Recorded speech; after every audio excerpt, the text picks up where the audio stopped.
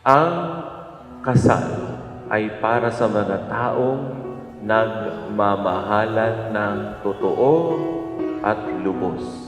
Am I living in a dream come true? Hindi naman pwedeng ikasal ang hindi nagmamahalan. Arms around you dancing.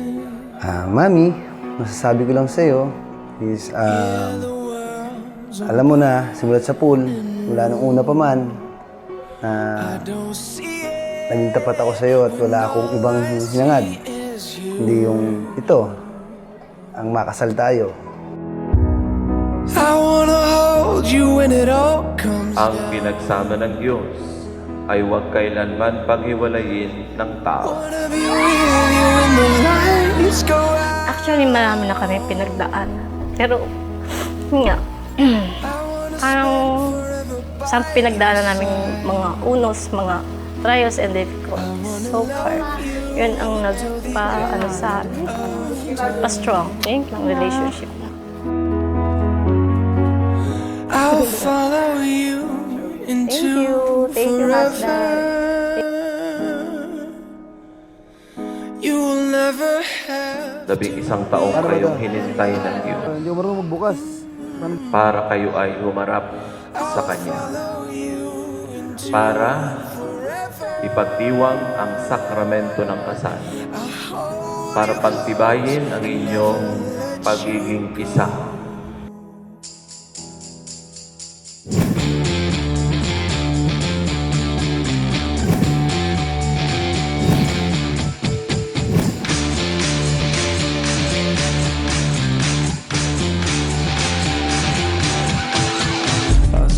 falling slow. I think I'm falling fast. You think the time would know how long the feeling would last. I wonder how you give. I wonder how you pray. I wonder how you live and drive your demons away.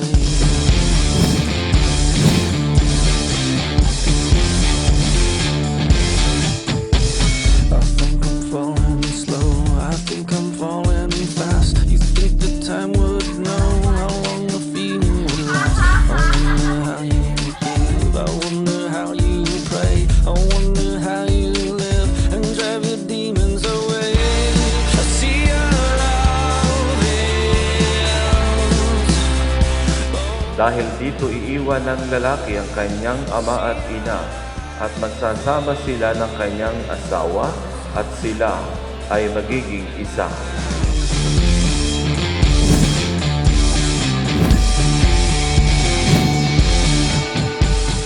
Hindi lang legalidad ang kailangan ng kasal. Higit sa lahat ay ang pagpapatibay ng Diyos at ang pagpapala ng Panginoon. April, Jason, giging tapat ako sa'yo habang buhay. magiging tapat ako sa'yo habang buhay. Isuot mo at pakiingatan. Ang singsing na ito, Handa ng aking pag-ibig at katapatan sa ngalan ng Ama, ng Anak, ng Espiritu Santo. Amen. But our love is worth the war.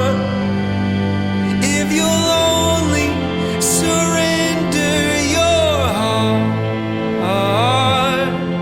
Kahit na 11 taon na kayo nagsasama, Jason at April, yan pa rin ang patuloy na hihingin sa inyo. Hindi lang pagmamahal, kundi fidelity, katapatan. Tulad ng Diyos na tapat. I won't stop fighting for you. Ngayon, andito na tayo. At harapin na ulit natin yung pangalawang kabanata ng ating pagsasama.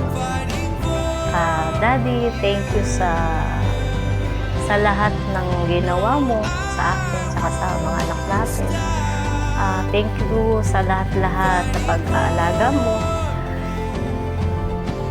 na hindi mo ko pinabayaan, tsaka yung mga anak natin.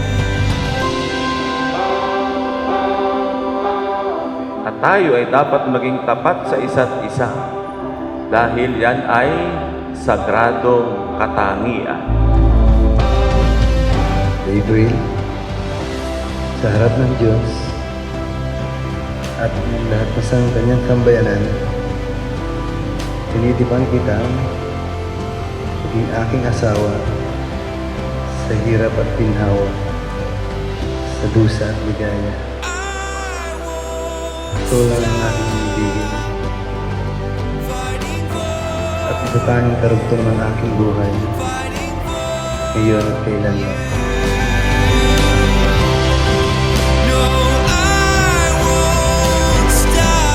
Jason, bukal ba sa iyong loob ang iyong pagparito pang makaisang dibdib si April na iyong pakamamahalin at paglilingkuran habang buhay?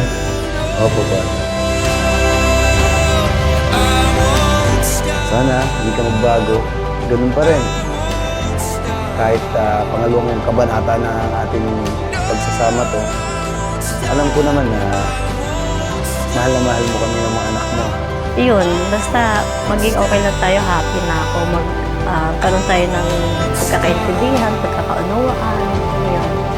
And then, I love you.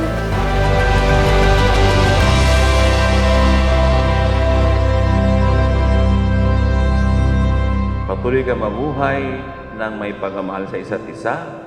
Patuloy kayong mamuhay na nagsisikap maging tapat sa isa't isa. Patuloy kayong mamuhay na kumikilala at sumasampalataya sa Panginoon.